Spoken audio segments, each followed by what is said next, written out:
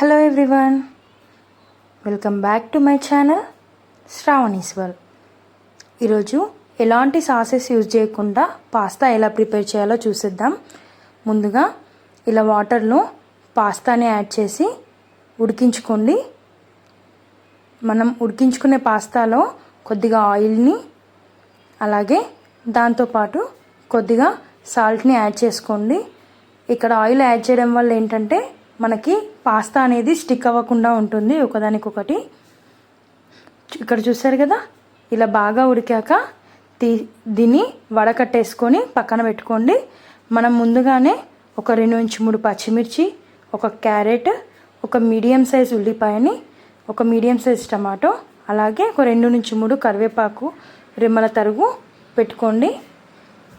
ఇప్పుడు స్టవ్ పైన కడాయి పెట్టేసుకోండి. కడాయి హీట్ అయ్యాక కొద్దిగా ఆయిల్ని యాడ్ చేయండి. ఆయిల్ హీట్ అవ్వగానే అందులో జీలకర్రని యాడ్ చేయండి. దాంతోపాటు మనం ముందుగా తరిగి పెట్టుకున్న పచ్చిమిర్చి, ఉల్లిపాయలు యాడ్ చేసి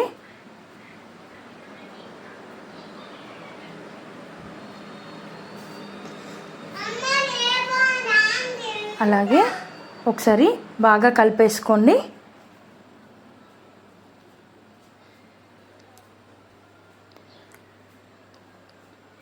అవి ఆనియన్, పచ్చిమిర్చి కొద్దిగా ఫ్రై అయ్యాక దాంట్లో మనం ముందుగా తరిగి పెట్టుకున్న కరివేపాకుని కూడా యాడ్ చేసుకోండి.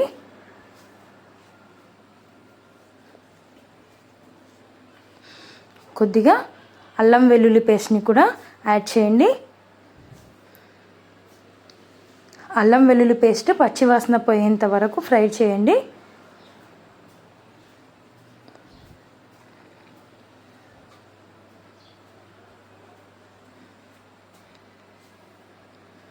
ఇప్పుడు దాంట్లో మనం తరిగి పెట్టుకున్న క్యారెట్ ముక్కల్ని యాడ్ చేసేయండి.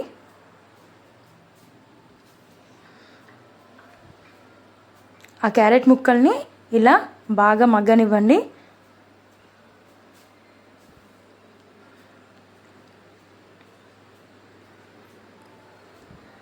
ఇలా బాగా మగ్గాక ఒక 1/2 టేబుల్ స్పూన్ పసుపుని యాడ్ చేయండి.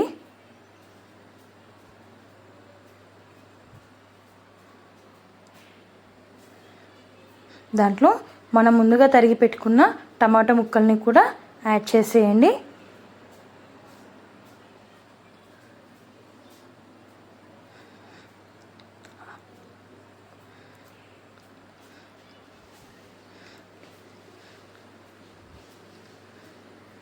ఆ టమాటో ముక్కలు బాగా మగ్గాక దాంట్లో ఒక 1 టేబుల్ స్పూన్ కారాన్ని యాడ్ చేయండి. అలాగే టేస్ట్కి సరిపడా సాల్ట్ని కూడా యాడ్ చేసేయండి. మనం ఇందాక పాస్తాని ఉడికించేటప్పుడు సాల్ట్ని యాడ్ చేసాం కదా, సో దాన్ని ఆలోచిస్తూ దానికి తగ్గట్టుగా సాల్ట్ని యాడ్ చేసుకోండి.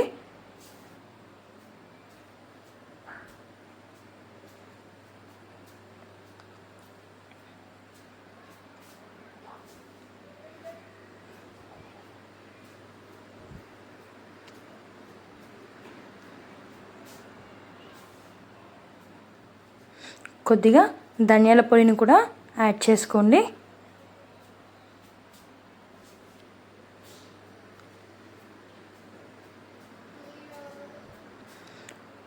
మనం వడకట్టేసి పెట్టుకున్న పాస్తా ఉంది కదా, ఆ పాస్తానంతా కూడా దీంట్లో యాడ్ చేసి ఆ గ్రేవీ అంతా కూడా పాస్తాకి పట్టేలాగా బాగా మిక్స్ చేసేయండి.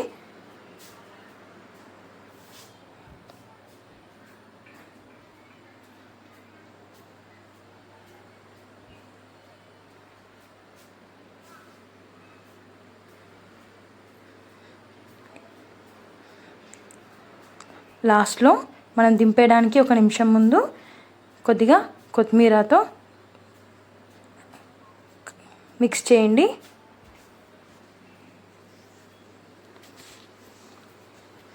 అంతేనండి, టేస్టీ పాస్తా రెడీ అయిపోయింది. Thanks for watching. Please like, share and subscribe to my channel.